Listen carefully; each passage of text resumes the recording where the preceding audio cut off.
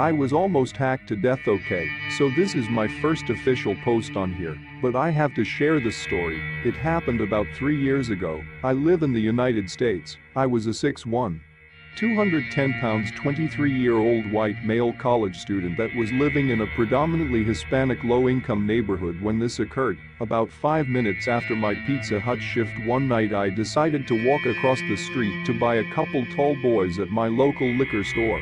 Excited about it being the weekend and getting to sleep in the next morning.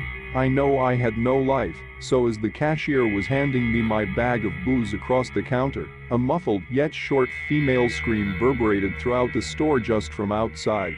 I distinctly remember how pitiful it sounded. The cashier and I made that certain eye contact, where you are both just like, what the fuck. After a brief silence, he just shrugs his shoulders slowly and tells me to be careful getting home.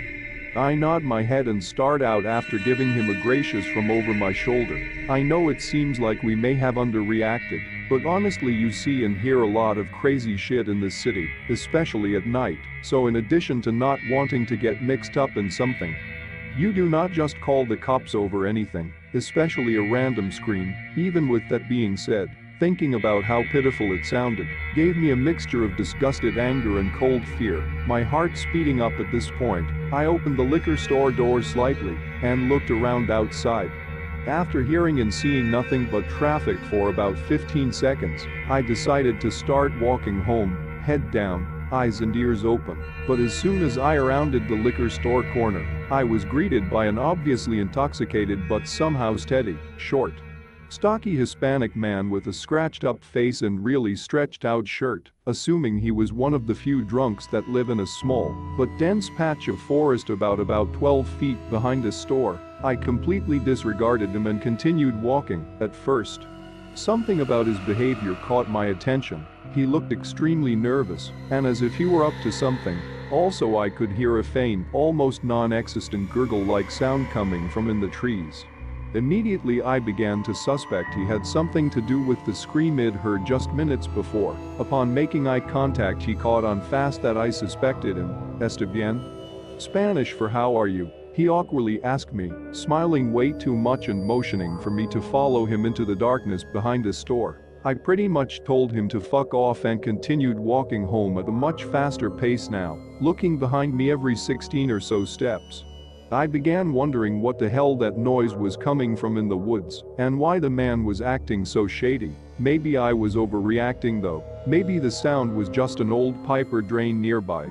Maybe he really was just drunk and do not want me to call the cops on him for public intoxication or something. I now wish with everything within me I would have called the police then and there and went in the store and waited. About 5 minutes later, while walking down the particularly dark and isolated stretch of road about half a mile before my apps, out of fucking nowhere the man I'd just seen burst through some shrubbery about 12 feet from me on my back, left wielding a fucking machete. That's right, a fucking machete. Honestly, you cannot make this shit up. I immediately went into panic mode and threw my beers at him and began running as fast as my legs would carry me toward my apartment building, hoping I had enough strength left within me to make it. I now realized I should have ran back toward the store, as it was closer, but as I stated, he came from behind me and the rest is instinct. He was initially so close behind me, I swear I could hear the blade cutting the air as he swung at me from behind. I honestly expected a machete blow to the neck or head at any second. That's a very unique, very hard state of mind to be in, knowing that you could die at any moment. The worst, most gruesome thoughts of me being murdered began to fill my mind. Would I trip, only to have a defensive arm hacked off right before my eyes? Or would I be halfway decapitated mid-stride, falling hard and bleeding out as other parts of my body were cut away? Tears began to fill my eyes at the thought of how my family would feel knowing I was hacked to death, bleeding out on the side of a dark road alone. I began to scream, half out of desperation to live, the other half out of the fear of not wanting to die such a horrible death. I know it sounds bitchy, but you cannot really judge until you are being chased down by someone who literally wants to hack apart your body until you die. I'll try to shorten the story a little now. Yes, I eventually made it home. Some part of me knew I'd lost the guy way before getting there, but my fear and adrenaline refused to let me stop running. I collapsed as soon as it made it inside and tried to focus on not going into cardiac arrest from not only running so hard, but out of fear for my life. I tried to remember everything I'd learned in the army about 2-mile recovery drill.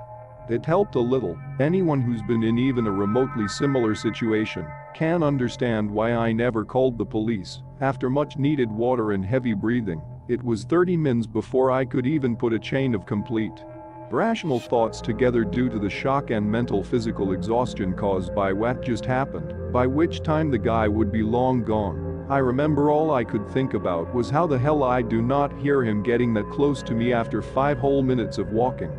Especially with him being under the influence and me being sober. Needless to say, after double checking all the doors and windows, I fell into a paranoid sleep, gripping a kitchen knife soon after. The next day I came to find that a young teenage girl had been raped and killed behind that same store around the time I had been leaving the previous night. Her throat had been slit and her body dumped not far from where she'd been raped. Every person that lived behind the store was tested against a semen found inside the girl's body, and not one was a match. As far as I know, the guy has never been caught.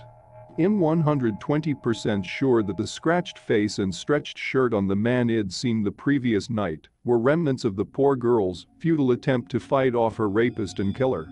And that the suspicion he saw on my face was enough for him to want to kill me, as he must have thought I was a witness or something. The mother of the child had only sent her there to buy some orange juice for something she'd been making for dinner that night. The liquor store was the closest carrier of Oj in the area. I cannot help but kinda feel guilty though, and I feel so horrible for the girl's family, especially the mother. If I'd called the police then and there and went back inside, would he have been caught? I remind myself that things played out the way they did, and that I cannot change the past. The worst part though, is thinking that the gurgling sound I'd heard was the girl trying to breathe despite choking on her own blood mere yards from me.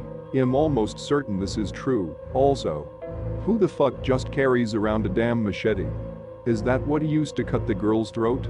Nevertheless, Mitchell Myers, machete-wielding rapist, let's never meet ever again. Feel free to share this with anyone you want, just please be sure to give me credit. Scary story YouTubers, have at it, just decimeters me so I can watch the video please. Thanks for watching. If you enjoyed the video, hit that like button to support my work. And as always, enjoy the fear, my dear.